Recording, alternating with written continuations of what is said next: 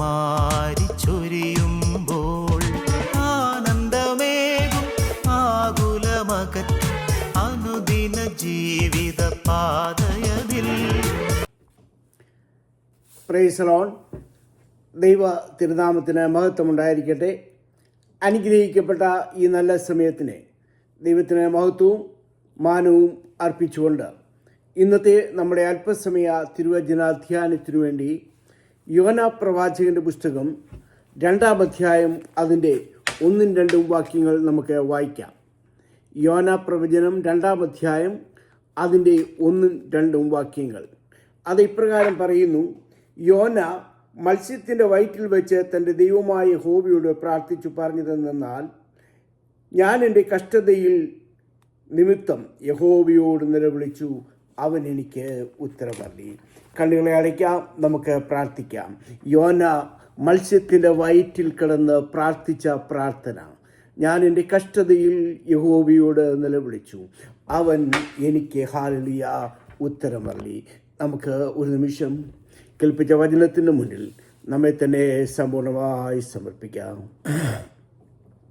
പരമസമ്പന്നനി ധരണയിലേറ്റം, പരമസമ്പന്നനി ധരണിയിലേറ്റം, ദരിദ്രനായി തീർന്നു സോമനസ, നിരുപമ പ്രഭയാണിഞ്ഞിരുന്നവൻ പഴം തുണി ധരിച്ചതും ചെറിയ സംഗതിയോ, നിരുപമ പ്രഭയാണിഞ്ഞിരുന്നവൻ പഴം തുണി ധരിച്ചതും ചെറിയ സംഗതിയോ, ദൈവ കരുണയിന്ദനമാഹാത്മ്യം നവാൽ വർണ്യമോ, ദൈവ കരുണയിന്ദനമാഹാത്മ്യം. സ്നേഹവാനായ സ്വർഗീയപിതാവേ, അനുഗ്രഹിക്കപ്പെട്ട നല്ല സമയത്തിനു വേണ്ടി സ്തുതിക്കുന്നു, സ്തോത്രം. കർത്താവേ, ഞങ്ങൾക്ക് ഒരുമിച്ച് കൂടി വന്ന് പാടുവാനും പ്രാർത്ഥിക്കുവാനും അവിടുത്തെ മാറ്റമില്ലാത്ത വചനങ്ങൾ വായിച്ച് ഗ്രഹിപ്പാൻ, ഞങ്ങളുടെ ആവശ്യങ്ങൾ ഹല്ലേലൂയ സ്തോത്രത്തോടെ അർപ്പിപ്പാൻ തരുന്ന വിലയേറിയ സമയത്തിനു വേണ്ടി സ്തോത്രം. ഞങ്ങൾ വായിച്ച വചനത്തിനു വേണ്ടി സ്തോത്രം. അത് ഞങ്ങൾക്ക് വാഴ്ത്തി നുറുക്കി കർത്താവേ തൃപ്തിപ്പെട്ട് ശേഷിച്ച കഷ്ണങ്ങളുമായി ജീവിതയാത്രയിൽ മുന്നോട്ട് പോകുവാൻ ഞങ്ങളെല്ലാവരെയും സഹായിക്കണമേ. പ്രാർത്ഥന കേട്ടുകൊണ്ട് സ്തോത്രം. സകലതും യേശു ക്രിസ്തുവിൻ്റെ നാമത്തിൽ കൃപയോടെ കേൾക്കണമേ പിതാവേ. ആമേൻ, ആമേൻ. ഇവിടെ നമ്മൾ വായിച്ചു കേട്ട വേദഭാഗം നമുക്കെല്ലാവർക്കും പരിചിതമായ വേദഭാഗമാണ്. ഈ വർഷം തുടങ്ങിയപ്പോൾ തന്നെ ഞാൻ വേദപുസ്തകത്തിലെ ചെറിയ പ്രവാചകന്മാരുടെ അനുഭവങ്ങളെപ്പറ്റിയും പുസ്തകത്തെപ്പറ്റിയും അതിലെ ദൂതുകളുമാണ് പറഞ്ഞത്.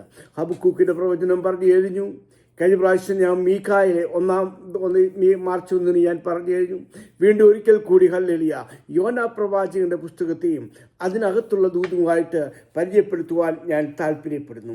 എന്തുവാണ് നമുക്ക് ഈ പുസ്തകത്തിൽ നിന്ന് കടന്നു വരാം. ഹല്ലേലൂയ വിശുദ്ധ വേദപുസ്തകത്തിൽ നമുക്ക് കാണുവാൻ സാധിക്കുന്ന ഒരു പുസ്തകം. ചെറിയ 12 പ്രവാചകന്മാരിൽ പ്രധാനിയായ ഒരു പ്രവാചകനാണ് ഹല്ലേലൂയ യോന പ്രവാചനം. വേദപുസ്തകത്തിൽ 66 പുസ്തകങ്ങളുള്ളതിൽ 39 പഴയ നിയമത്തിലെ ഹല്ലേലൂയ 39-ാം പുസ്തകത്തിലെ 32-ാമത്തെ പുസ്തകം. 4 അധ്യായങ്ങൾ അടങ്ങിയ ഈ പുസ്തകത്തിൽ 49 വാക്യങ്ങൾ അടങ്ങിയിട്ടുണ്ട്. നമ്മൾ ഈ വേദപുസ്തകത്തിലെ ഈ പഴയ നിയമത്തെ പഠിക്കുമ്പോൾ അതിനൊരു കണക്കുണ്ട്. എങ്ങനെയാണ് 39ൻ്റെ കണക്ക് നമ്മൾ പറയുമ്പോൾ ആദ്യത്തെ 5, പിന്നെ 12, പിന്നെ 5, പിന്നെ 5, പിന്നെ 12. മനസ്സിലായോ? ആദ്യത്തെ 5 പഞ്ചഗ്രന്ഥങ്ങൾ, അത് കഴിഞ്ഞ് 12 ചരിത്ര പുസ്തകങ്ങൾ, അത് കഴിഞ്ഞ് 5 കാവ്യ പുസ്തകങ്ങൾ, അത് കഴിഞ്ഞ് 5 മേജർ വലിയ പ്രവാചകന്മാർ, തുടർന്ന് 12. അപ്പോൾ 5, 12, 5, 5, 12 അങ്ങനെ അങ്ങനെയാണ് പഴയ നിയമത്തിലെ പഴയ നിയമ പുസ്തകങ്ങളെ നാം പഠിക്കുന്നത്. ചെറിയ പ്രവാചകന്മാരുടെ കൂട്ടത്തിലെ അഗ്രഗണ്യനായ ഈ യോന പ്രവാചകനെ നാം പഠിക്കുമ്പോൾ ഇതിനകത്ത് ഇനി നടക്കാൻ പോകുന്ന ഒരു പ്രവചനവുമില്ല. എന്നാൽ എന്താണ് ഈ പുസ്തകത്തിലെ അർത്ഥം എന്ന് ചോദിച്ചാൽ, യോന പ്രവാചകന്റെ ഒരു ബയോഗ്രഫി, ഒരു അവൻ്റെ ഒരു ജീവിത ചരിത്രമാണ് ഈ യോന പ്രവചനത്തിൽ അടങ്ങിയിരിക്കുന്നത്. യോന എന്ന വാക്കിൻ്റെ അർത്ഥം നമുക്കെല്ലാം അറിയാം, പ്രാവ് എന്നാണ്. എന്നാൽ ഹല്ലേലൂയ, യോന ആരാണ്? ഹല്ലേലൂയ, നമുക്കറിയാം 2 രാജാക്കന്മാരുടെ പുസ്തകം 14-ാം അധ്യായം 23 മുതൽ 25-ാം വാക്യം വരെ യെരോയാബിൻ്റെ കാലത്ത് ഹല്ലേലൂയ പ്രവചിച്ചതായ ഒരു മനുഷ്യൻ. അവനെപ്പറ്റി ഇപ്രകാരമാണ് പറയുന്നത്: ഗത്ത് ഹേഫർ എന്ന സ്ഥലത്ത് അമിത്യായുടെ മകനായ ഹല്ലേലൂയ യോന പ്രവാചകൻ. അപ്പോൾ യോന പ്രവാചകൻ്റെ ജന്മസ്ഥലം പറയുന്നു, അവൻ്റെ അപ്പൻ്റെ പേരും പറയുന്നു. അവിടെ ഹല്ലേലൂയ പ്രവചിച്ച പ്രവചനങ്ങളെല്ലാം നല്ല സത്യമായി മുന്നോട്ട് പോയി. ഇസ്രായേലി ചരിത്രത്തിൽ പാരമ്പര്യമായി യോന പ്രവാചകനെ പറ്റി ഒരു കഥയുണ്ട്. അവർ പറയുന്നു, സരാഫത്തിലെ വിധവയുടെ ഹല്ലേലൂയ അവിടെ എലീശ ഉയർപ്പിച്ചതായുള്ള മരിച്ചുപോയ ആ മകനാണ് എന്ന്. പിന്നെ പറയുന്നു, ഏലീശായുടെ ശിഷ്യഗണത്തിൽപ്പെട്ട ഒരാളാണ് യോന പ്രവാചകൻ.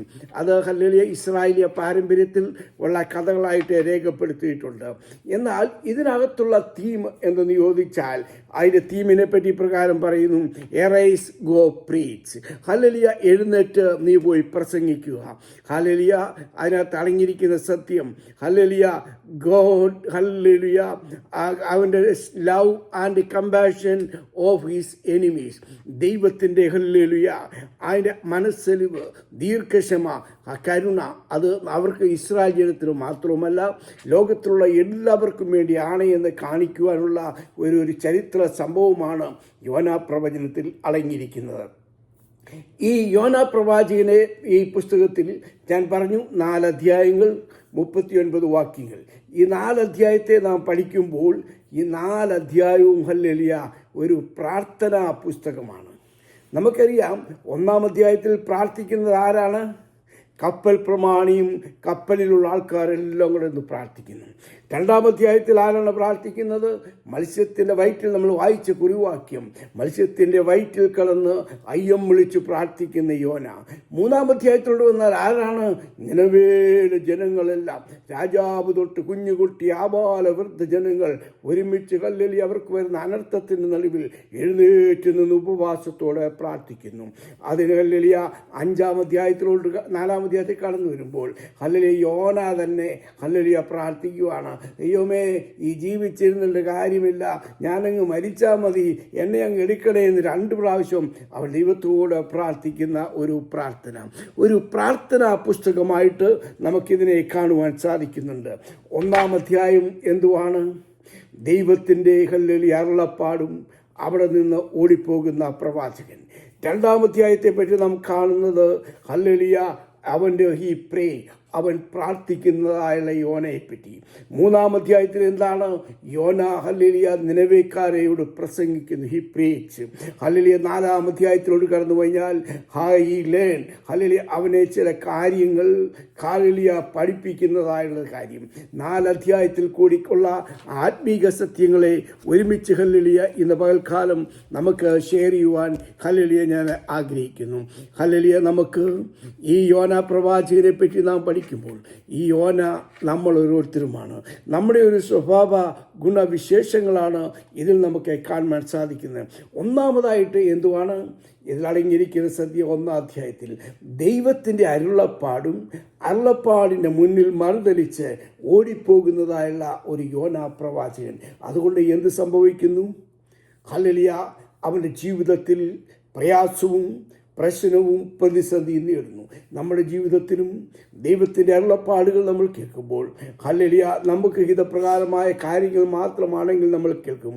അല്ല എങ്കിൽ ഹല്ലേലൂയ നമ്മൾ മറുതലിച്ച് വേറെ വ്യൂവിൽ കൂടി യാത്ര ചെയ്യുന്ന ഒരു അനുഭവം ഇവിടെ നാം കാണുന്നു. എന്തുവാണ്? അവനോട് പറഞ്ഞു, നീ നിനവയിൽ ചെന്ന് അവർക്ക് എതിരായി നീ പ്രസംഗിക്കണം. എന്താണ്? നമുക്കറിയാം, ഹല്ലേലൂയ നിനവേ എന്ന് പറഞ്ഞ പട്ടണം അശൂറിൻ്റെ തലസ്ഥാനമാണ്. പഴയ ഹല്ലേലൂയ ഇറാഖിൻ്റെ കാര്യമാണ് അവിടെ കാണുന്നത്. എന്താണ്? ഇസ്രായേൽ ജനത്തെ അടിമകളായി പിടിച്ചുകൊണ്ടുപോയ അശൂർ രാജ്യം.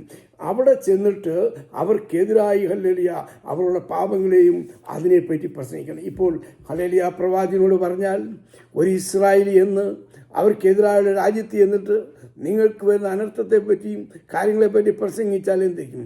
നമ്മളാരെങ്കിലും ചെന്ന് പാകിസ്ഥാനിൽ ചെന്ന് അവർക്കെതിരെ പ്രസംഗിക്കുന്ന പോലെ ഇരിക്കും. നമ്മളാരെങ്കിലും പോവുമോ? പ്രവാചകൻ അവിടെ നിന്ന് ഓടിപ്പോകുന്നു.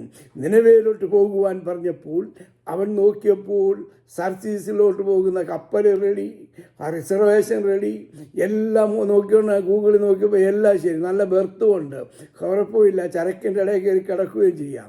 ഹല്ലേലൂയ സുഖമായിട്ട് കൂലിയും കൊടുത്തിട്ട് കയറിക്കിടന്നു. അവിടെ കയറിക്കിടന്നിട്ട് അവൻ കിടന്ന് ഉറങ്ങുകയാണ്. എന്നാൽ ദൈവത്തിൻ്റെ വലിയൊരു ന്യായവിധി അവിടെ വരുന്നു. എന്നെ കേൾക്കുന്ന ദൈവജനമേ, എന്തുപറ്റി? ദൈവം ഒരു പെരുങ്കാറ്റടിപ്പിച്ചപ്പോൾ കടലിളകി, കപ്പലിന് ആട്ടം പറ്റി. ഹല്ലേലൂയ കപ്പൽ അവർ ഭാരം കുറയ്ക്കുവാൻ അവരുടെ ചരക്കുകളൊക്കെ കുറേ സാധനങ്ങളൊക്കെ എടുത്തെറിഞ്ഞു. അവരെല്ലാം ഹല്ലേലൂയപ്പോൾ എല്ലാവരും അവരവരുടെ ദൈവത്തെ വിളിക്കുമ്പോൾ ഒരുത്തൻ മാത്രം ഇങ്ങനെ ചരക്കുകളുടെ ഇടയിൽ കിടന്നുറങ്ങുന്നു. ഇന്ന് നമ്മുടെ ഒരു ചിത്രമാണ്. ലോകത്തിൽ നടക്കുന്ന സംഭവഗതികൾ കണ്ടിട്ട് അതൊന്നും എനിക്ക് വരുത്തില്ല എന്ന് പറഞ്ഞുകൊണ്ട് നമ്മുടെ സുഖലോലുപതയിൽ നമ്മൾ ഓരോരുത്തരും കിടന്നുറങ്ങുന്നൊരവസ്ഥ. അപ്പോഴാണ് കപ്പൽ പ്രമാണി വന്ന് ഹല്ലേലൂയ അവനോട് ചോദിക്കുന്നു. ഹല്ലേലൂയ അവൻ്റെ ബയോഡേറ്റ അവനോട് ചോദിക്കുകയാണ്. 4 ക്വസ്റ്റ്യൻ. നീ എവിടെ നിന്ന് വരുന്നു? നീ ഏത് ജാതിക്കാരൻ? ഹല്ലേലൂയ തൊഴിലെന്ത് എന്നൊക്കെ ചോദിക്കുമ്പോൾ 2 ആൻസർ അവൻ പറയുന്നു. ഞാനൊരു എബ്രായൻ, കടലും കരയും ഉണ്ടാക്കിയ യഹോവയെ ഭജിക്കുന്നു. അപ്പോൾ അവന് പറയും, നിന്റെ ദൈവത്തെ വിളിക്കാൻ പറഞ്ഞിട്ട് അവൻ വിളിച്ചില്ല. അവരെഴുതി കുറിയിട്ട് അവനെ എടുത്ത് കടലിലോട്ട് എറിഞ്ഞു കളഞ്ഞു. കടൽ ശാന്തമായി. അവർ കപ്പൽ പ്രമാണികൾ യഹോവയുടെ നാമത്തെ വിളിച്ച് പ്രാർത്ഥിക്കുന്നതായിട്ടും നേർച്ച കഴിക്കുന്നതായിട്ടും നാം കാണുന്നുണ്ട്. നമ്മുടെ ജീവിതത്തിൽ നമ്മൾ നിമിത്തം ഈ ലോകത്തിലുണ്ടാകുന്ന സംഭവങ്ങൾ ഹല്ലേലൂയ അനുസരണക്കേടിൻ്റെ ഫലം 1 ശമൂവേൽ 15:22 പറയുന്നു, അനുസരിക്കുന്നത് ബലിയേക്കാളും ചെവിക്കൊള്ളുന്നത് മുട്ടാടുകളുടെ മേധസ്സിനേക്കാളും നല്ലത്. നമ്മുടെ ജീവിതത്തിൽ ഇതുപോലുള്ള കാറ്റുകൾ ആഞ്ഞടിക്കും. ആ കാറ്റുകളുടെ നടുവിൽ നമ്മുടെ പ്രതികരണം എന്താണ്? ഹല്ലേലൂയ ഇവിടെ ഒരു പെരുങ്കാറ്റടിച്ചത് എന്തിനു വേണ്ടി? ഹല്ലേലൂയ പിന്മാറ്റക്കാരനായ ഹല്ലേലൂയ യോനയെ യഥാസ്ഥാനപ്പെടുത്തുവാൻ ഹല്ലേലൂയ ഒരു കാറ്റടിച്ചു. അതിൻ്റെ ഫലം എന്തായി? അവനെ ഇട്ടൊരു മഹാമത്സ്യം. ഹല്ലേലൂയ മത്തായിയുടെ സുവിശേഷത്തിൽ ഹല്ലേലൂയ 12-ാം അധ്യായത്തിൽ നാം കാണുന്നുണ്ട്. അതൊരു വലിയ കടലാനയാണ്. യേശുക്രിസ്തു തന്നെ ഹല്ലേലൂയ യോന പ്രവാചകനെ പറ്റി പറയുന്നുണ്ട്. അവൻ യോനയേക്കാൾ വലിയവൻ. യോന കടലാനയുടെ വയറ്റിൽ 3 രാവും 3 പകലും ഇരുന്നതുപോലെ മനുഷ്യപുത്രനും ഇരിക്കേണ്ടതാകുന്നു എന്ന് യേശു ഹല്ലേലൂയ പറഞ്ഞ പ്രവാചകൻ ഇവൻ തന്നെ. എന്നാൽ ഈ കാറ്റടിച്ചത് ഹല്ലേലൂയ പിന്മാറ്റക്കാരനായ യോനയെ തിരിച്ചു കൊണ്ടുവരുവാൻ. ഹല്ലേലൂയ നമുക്കറിയാം പല കാറ്റുകൾ. ഉൽപ്പത്തി 8:1 പറയുന്നുണ്ട്, നോഹയും കുടുംബത്തെയും ഓർത്തത് കൊണ്ട് ഹല്ലേലൂയ ഒരു കാറ്റടിപ്പിച്ചു. എന്തിനു വേണ്ടിയാണ്? അവരുടെ ജീവൻ നിലനിർത്തുവാൻ. ഭൂമിയിലുള്ള സകല ജലാചരങ്ങളും ഹല്ലേലൂയ ലോകത്തിൽ നശിച്ചപ്പോൾ ഹല്ലേലൂയ ദൈവത്തെ മാനിക്കുന്ന കൃപ ലഭിച്ചതായുള്ള ഹല്ലേലൂയ നോഹയെയും കുടുംബത്തെയും ഓർത്തത് കൊണ്ട് ഒരു വലിയ കാറ്റടിച്ചു. പുറപ്പാട് പുസ്തകം 15-ാം അധ്യായത്തിൽ 10-ാം വാക്യത്തിൽ ഹല്ലേലൂയ ഇസ്രായേൽ മക്കൾ ചെങ്കടലിൻ്റെ അരികിൽ വന്നപ്പോൾ വലിയൊരു കാറ്റടിപ്പിച്ച് കടലിനെ 2ആയി ദൈവം വിഭജിച്ചു. എന്തിനു വേണ്ടി? തൻ്റെ മക്കൾക്ക് വേണ്ടി വഴിയൊരുക്കുവാൻ വേണ്ടി. അപ്പോസ്തലപ്രവൃത്തി 2:2 പറയുന്നുണ്ട്, പെന്തക്കോസ്ത് നാൾ വന്നപ്പോൾ എല്ലാവരും ഒരു സ്ഥലത്ത് ഒരുമിച്ച് കൂടിയപ്പോൾ 2-ാം വാക്യം പറയുന്നു, കൊടിയ കാറ്റടിച്ചു. എന്തിനു വേണ്ടി? ശക്തി ലഭിക്കുവാൻ. ഹല്ലേലൂയ നമ്മളെ രക്ഷപ്പെടുത്തുവാൻ, നമ്മളെ വഴിതരുവാൻ. ഹല്ലേലൂയ. ഈ കാറ്റുകളടിക്കുമ്പോൾ നമ്മുടെ പ്രതികരണമുണ്ട്. ഹല്ലേലൂയ. അപ്പോസ്തലപ്രവൃത്തി 27 അധ്യായത്തിൻ്റെ 14 വാക്യത്തിലൊക്കെ കാണുന്നുണ്ട്. ഹല്ലേലൂയ. പൗലോസും കൂട്ടരും യാത്രയിൽ ഈശാനമൂലിൻ്റെ കൊടുങ്കാറ്റടിച്ചപ്പോൾ ദൈവം അവരെ അതിൽ നിന്നൊക്കെയും രക്ഷിച്ചു. നമ്മളെ രക്ഷിക്കുവാൻ കഴിവുള്ളൊരു കർത്താവുണ്ട്. നാം ആരാധിക്കുന്ന, നാം സേവിക്കുന്ന നമ്മുടെ ദൈവം ആരാണ്? അവൻ പറയുന്ന പ്രകാരം നാം പോയില്ല എങ്കിൽ ഹല്ലേലൂയ, നമ്മൾ പലപ്പോഴും നമ്മൾ ഓടിപ്പോകും പേടിച്ച്. എന്നാൽ ആ പേടിയുടെ നടുവിൽ തേടി വരുന്ന ഒരു ദൈവം. 139 സങ്കീർത്തനക്കാരൻ പറയുന്നു, യഹോവേ, നീ എന്നെ ശോധന ചെയ്തറിഞ്ഞിരിക്കുന്നു. ഞാൻ ഇരിക്കുന്നത് എഴുന്നേൽക്കുന്നത് നീ അറിയുന്നുണ്ട്. ഞാൻ എവിടെ ഓടിപ്പോയാലും നിന്റെ ഇത് എന്നെ അറിയുന്നുണ്ട്. നീ എന്നെ അമ്മയുടെ ഉദരത്തിൽ വെച്ച് നീ എന്നെ കണ്ടതാണ്. ദൈവം നമ്മെ അറിയുന്നുണ്ട്, നമ്മെ തേടി വരുന്നു. സങ്കീർത്തനക്കാരൻ 51 പറയുന്നു, ദാവീദ് പറയുന്നുണ്ട്, നിന്റെ സന്നിധിയിൽ നിന്നെ തള്ളിക്കളയരുത്. ദൈവത്തിൻ്റെ സന്നിധിയിൽ നിന്ന് ഓടിപ്പോകുമ്പോൾ, ദൈവമേ എന്ന് മാറിപ്പോകുമ്പോൾ അവൻ തേടി വരുന്നൊരു ദൈവമാണ്. നമുക്കറിയാം, 1 രാജാക്കന്മാരുടെ പുസ്തകം 19 അധ്യായത്തിൽ ഏലിയാവ് ഇസബേലിനെ പിടിച്ചോടി ചൂരച്ചയുടെ തലയിരിക്കുമ്പോൾ അവനെ തേടി വരുന്നൊരു ദൈവം. നാം ഓടിപ്പോകുമ്പോൾ നമ്മെ തേടി വരുന്നൊരു ദൈവം.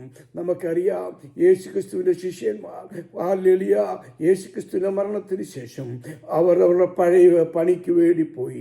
യോഹന്നാന്റെ സുവിശേഷം 21 അധ്യായത്തിൽ നാം കാണുന്നുണ്ട്, തേടി വരുന്ന ഒരു യേശു ചൂടുള്ള അപ്പവും കനലിൽ വെച്ചതായുള്ള മീനും കൊടുത്ത് അവരെ മകനെ, കുഞ്ഞുങ്ങളെ എന്ന് വിളിച്ചുകൊണ്ട് തേടി വരുന്ന ദൈവം.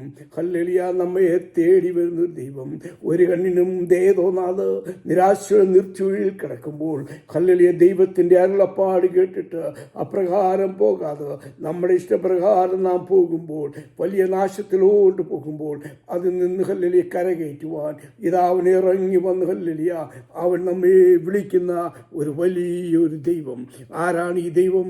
ഈ ദൈവം എന്നും എന്നേക്കും അവൻ നമ്മുടെ ദൈവമാണ്. ആ ദൈവത്തെ ഹല്ലേലൂയ, കപ്പൽ പ്രമാണിയും കൂട്ടരും ആ സംഭവം കണ്ടിട്ട് ഭയപ്പെട്ടു. ഹല്ലേലൂയ, അവർ ശാന്തത വന്നു, അവർ മുന്നോട്ട് യാത്ര ചെയ്യുന്നു. അങ്ങനെയെങ്കിൽ ഹല്ലേലൂയ, 2 അധ്യായത്തോട്ട് കടന്നു വരുമ്പോൾ ഈ പ്രശ്നത്തിൻ്റെ പ്രയാസത്തിൻ്റെ നിലവിൽ നമ്മൾ വായിച്ച കുറിവാക്യം ഇപ്രകാരമാണ്, യോനയെ കടലിലോട്ടിട്ടപ്പോൾ ദൈവം ഒരു മത്സ്യത്തെ കൽപ്പിച്ചുണ്ടാക്കി ഹല്ലേലൂയ, ആ മത്സ്യം യോനയെ വിഴുങ്ങി. അതിൻ്റെ നടുവിൽ അവിടെ പറയുകയാണ്, അവൻ്റെ കഷ്ടത നിമിത്തം യഹോവയോട് അവൻ നിലവിളിച്ചു. ഹല്ലേലൂയ, ജീവിതത്തിൽ നാം പ്രാർത്ഥിക്കണമെങ്കിൽ ഹല്ലേലൂയ, ചരക്കുകളുടെ അടിയിൽ സുഖലോലുപതയിൽ കിടന്നപ്പോൾ അവന് പ്രാർത്ഥിക്കുവാൻ അവസരം ലഭിച്ചിട്ടും അവൻ പ്രാർത്ഥിച്ചില്ല. എന്നാൽ ജീവിതത്തിൻ്റെ ചില കഷ്ടതയുടെ നടുവിൽ അവൻ പ്രാർത്ഥിക്കുന്നത് എങ്ങനെയാണ്? അവൻ നിലവിളിക്കുകയാണ്. അവിടെ പറയുന്ന അയ്യം വിളിക്കുകയാണ്. അവൻ അനുതാപത്തോട് അവൻ്റെ കുറവുകളെ ഏറ്റു പറഞ്ഞുകൊണ്ട് ആ 2 അധ്യായം മൊത്തം വായിച്ചാൽ അവൻ ആ മത്സ്യത്തിൻ്റെ വയറ്റിൽ കിടന്ന് വിശുദ്ധ മന്ദിരത്തിലോട്ട് നോക്കിയിട്ട് പറയുകയാണ്. 9 വാക്യം പറയുന്നു, രക്ഷ ദൈവത്തിൻ്റെ ഉടയിൽ നിന്ന് വരുന്നു, അതുകൊണ്ട് ഞാൻ എന്ത് ചെയ്യുമെന്നറിയാമോ? എന്നെ ഇതിൽ നിന്ന് രക്ഷിക്കുമ്പോൾ ഞാൻ യഹോവയ്ക്ക് സ്തോത്രയാഗം അർപ്പിക്കും. 55 സങ്കീർത്തനം 20 വാക്യം പറയുന്നു, സ്തോത്രയാഗം അർപ്പിക്കുന്നവൻ അവൻ എന്നെ മഹത്വപ്പെടുത്തുന്നു. കൊരിന്ത്യ ലേഖനത്തിൽ പൗലോസ് പറയുന്നു, പറഞ്ഞിരാത്ത ദാനനിമിത്ത ദൈവത്തിന് സ്തോത്രം. ഹല്ലേലൂയ, ലേഖനങ്ങളിൽ പറയുന്നു, എല്ലാറ്റിനും എപ്പോഴും നാം സ്തോത്രം ചെയ്യുന്നവരായിരിക്കണം. എന്നാൽ ഇവൻ്റെ ജീവിതത്തിൽ കഷ്ടതയുടെ നടുവിൽ ഹല്ലേലൂയ ഇവൻ നിലവിളിക്കുകയാണ്. എന്താണ് നിലവിളിക്കുന്നത് കാരണം? ഹല്ലേലൂയ, ഒരു ഭക്തൻ പറഞ്ഞു, ഈ കടലാനയുടെ വയറ്റിൽ കിടന്നപ്പോൾ അവന് ശ്വാസം മുട്ടലുണ്ടായി. ഹല്ലേലൂയ, ഒരേറ് പോലും കിട്ടാതെ അവൻ ശ്വാസം മുട്ടുകയാണ്. അതിൻ്റെ നടുവിൽ ഹല്ലേലൂയ 3 ദിവസം ഹല്ലേലൂയ പട്ടിണിയാണ്, ഒരാഹാരവും കിട്ടുന്നില്ല. ഹല്ലേലൂയ, അത് തന്നെയുമല്ല, ഈ മത്സ്യത്തിൻ്റെ വയറ്റിൽ കിടന്നപ്പോൾ അതിൻ്റെ ഒരു ദഹനത്തിന് അവൻ്റെ തൊലിയൊക്കെ നീറുവാൻ തുടങ്ങി. വേദന കൊണ്ട് അവൻ കിടന്ന് അയ്യം വിളിച്ചുകൊണ്ട് പറയുകയാണ്. ഹല്ലേലൂയ, അവൻ കഷ്ടതയുടെ നടുവിൽ നിലവിളിച്ചു. ഹല്ലേലൂയ, സങ്കീർത്തനക്കാരൻ 119 സങ്കീർത്തനത്തിൻ്റെ 71 പറയുന്നു, ഞാൻ കഷ്ടതയിലായതെനിക്ക് ഗുണമായി. നിന്റെ ചട്ടങ്ങൾ പഠിപ്പാൻ 1000 പൊന്മണി നാണയത്തേക്കാൾ അതെനിക്ക് ഏറ്റവും കഷ്ടത ദൈവത്തിൻ്റെ ഒരു വരമാണ്. കഷ്ടത ദൈവത്തിൻ്റെ ഒരു ദാനമാണ്. കഷ്ടത ദൈവത്തിൻ്റെ ഒരു അവകാശമാണ്. അതുകൊണ്ട് കഷ്ടങ്ങളിലും നഷ്ടങ്ങളിലും അല്ലല്ല നാം പാട്ടുപാടി ദൈവത്തെ സ്തുതിക്കുക. ജീവിതത്തിൻ്റെ പ്രയാസങ്ങളിൽ, പ്രശ്നങ്ങളിൽ, പ്രതിസന്ധികളിൽ ഹല്ലേലൂയ ദൈവത്തെ പാടി സ്തുതിക്കുമ്പോൾ അവിടെ വായിക്കുന്നുണ്ട്, 2-ാം അധ്യായത്തിൻ്റെ അവസാന ഭാഗ്യം വായിക്കുന്നു. ആ മത്സ്യം അവനെ ഹല്ലേലൂയ എവിടെയാണോ അവനെ കൊണ്ടെത്തിക്കേണ്ടത് അവിടെ അവനെ കൊണ്ടെത്തിക്കും. നമ്മുടെ ദൈവം ആരാണ്? നമ്മുടെ വഴി അറിയാവുന്നവൻ, നമ്മുടെ ഗമനത്തെ അറിയുന്നവൻ, നമ്മുടെ ഉള്ളത്തെ അറിയുന്ന ഒരു ദൈവം. ആ ദൈവത്തെ വിളിച്ചപേക്ഷിക്കുമ്പോൾ അവൻ നമ്മുടെ കാര്യങ്ങളെ സാധിപ്പിച്ചു തരും. കഴിഞ്ഞ നാളുകളെ തിരിഞ്ഞു നോക്ക്. നമ്മൾ ആഗ്രഹിച്ചതിലും നനച്ചതിലും അത്യന്തപരമായി, നാം ചോദിച്ചതിനും നനച്ചതിനും അത്യന്തപരമായി ഹല്ലേലൂയ ഈ ദൈവം നടത്തിയ വഴികൾ ഒരു മനുഷ്യന് കണ്ണ് കണ്ടിട്ടില്ല, ചെവി കേട്ടിട്ടില്ല, ഒരു മനുഷ്യന്റെ ഹൃദയത്തിൽ തോന്നിയിട്ടില്ലാത്തവണ്ണം ദൈവം നമ്മെ ഹല്ലേലൂയ അതിശയകരമായി നമ്മെ കാത്തു പരിപാലിച്ചു. സമയം മുന്നോട്ട് പോകുന്നല്ലോ. വലിയൊരു പ്രസംഗം ഓരോ വാക്യങ്ങളെടുത്ത് പറയണമെന്നുണ്ട്. ഹല്ലേലൂയ ഞാൻ ഷോർട്ട് ആൻഡ് സ്വീറ്റായിട്ട് മാത്രം നിങ്ങളുടെ മുന്നിൽ അവതരിപ്പിക്കുകയാണ്. 3-ാം അധ്യായത്തിലോട്ട് കടന്നു വരുമ്പോൾ ഒരു പ്രസംഗിക്കുന്ന യോനയെ കാണാം. ഹല്ലേലൂയ നിനവേലോട്ട് ചെന്നിട്ട് അവൻ പ്രസംഗിക്കുകയാണ്. ഹല്ലേലൂയ എന്താ കാരണം? നഹൂം പ്രവാചകന്റെ പുസ്തകത്തിൽ നിനവെ പറ്റിയുള്ള പ്രവചനമുണ്ട്. 3-ാം അധ്യായത്തിൽ ഹല്ലേലൂയ പറയുന്നുണ്ട് അവരുടെ പരസംഗം, അവരുടെ ഹല്ലേലൂയ മ്ലേച്ഛത, അവരുടേതായുള്ള ഓരോ അവസ്ഥകളെ പറ്റിയൊക്കെ പറയുന്നുണ്ട്.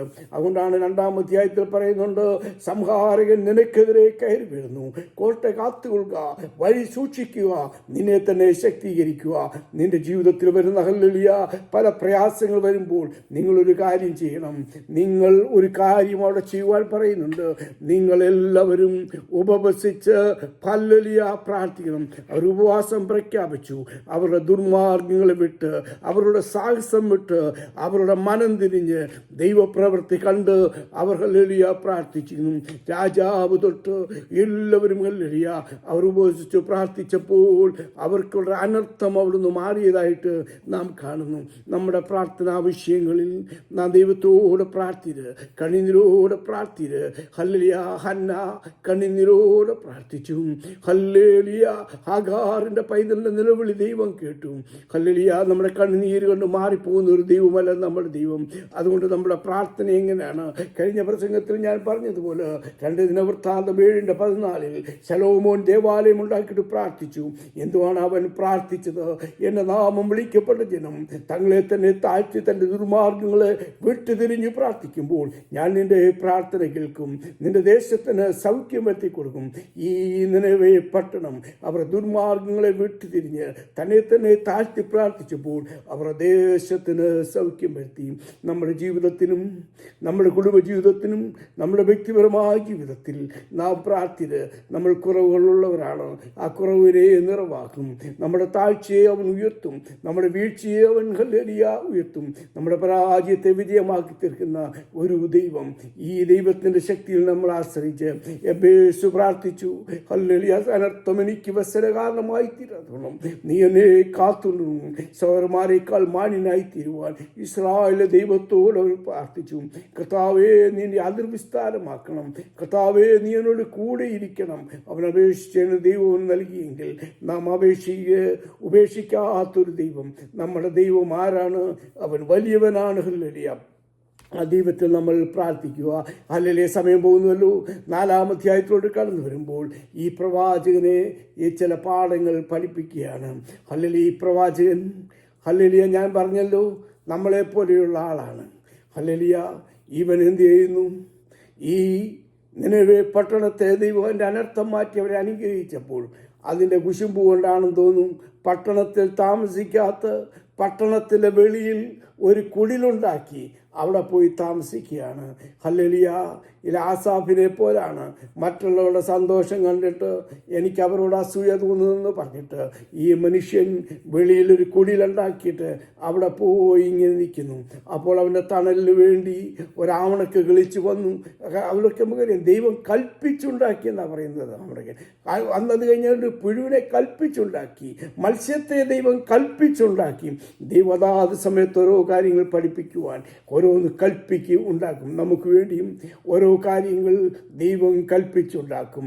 എന്നാൽ അത് വെയിലായപ്പോൾ ആ പുഴു അത് തിന്ന് ഉണങ്ങിക്കഴിഞ്ഞപ്പോൾ ഹല്ലേലൂയ അവൻ അതിനെപ്പറ്റി പരിഭവിക്കുകയും ഹല്ലേലൂയ അവൻ പറയുകയാണ് അവിടെ 2 വട്ടം 3-ാം വാക്യത്തിലും 9-ാം വാക്യത്തിലുമാണ്, അയ്യോ ജീവിച്ചിരുന്ന് എനിക്ക് ജയിക്കണ്ട, എനിക്കങ്ങ് മരിച്ചാൽ മതി.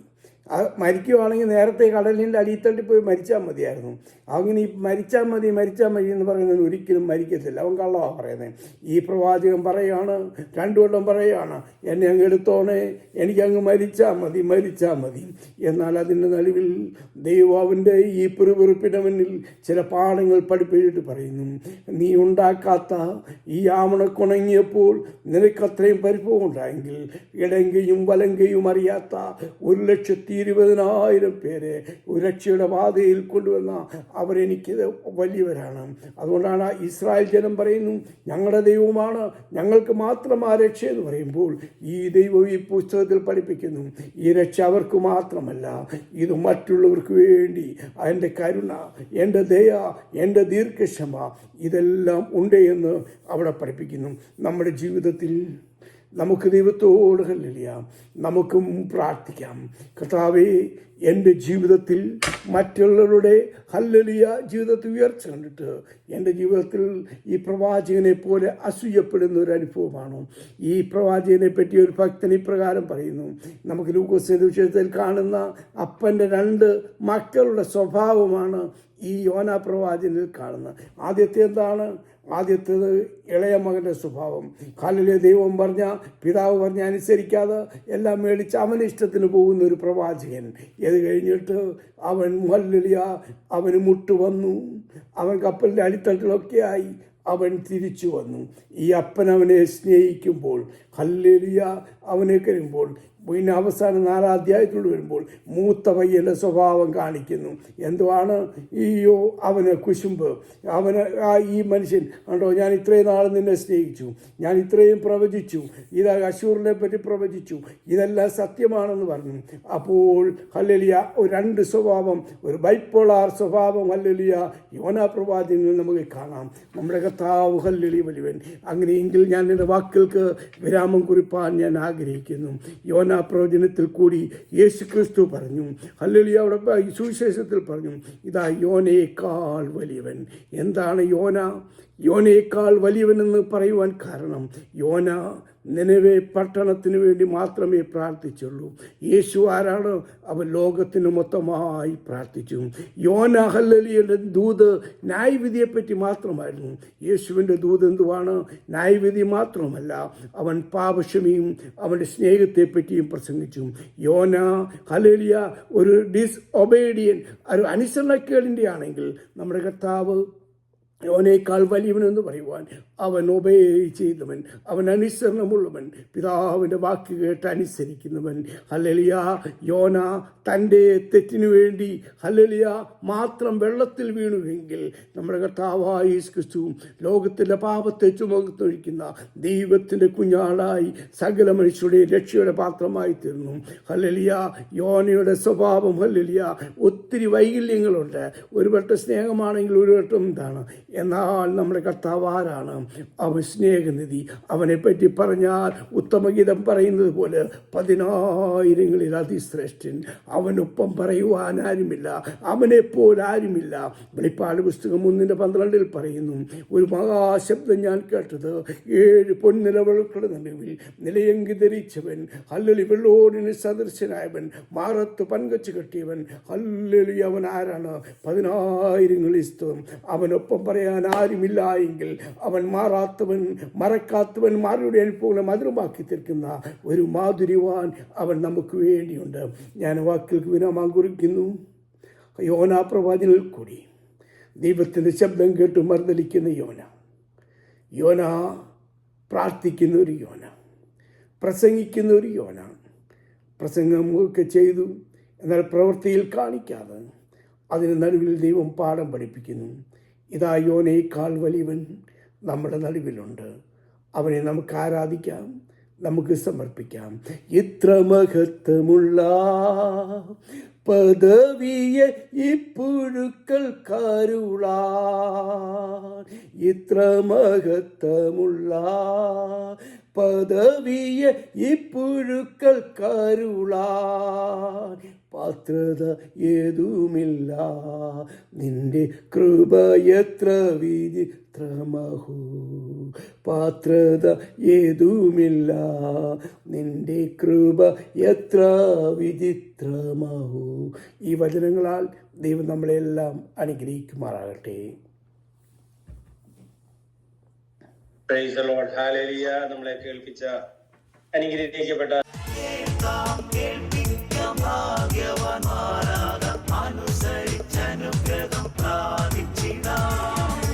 അനുദിന വേദ ചിന്തകൾ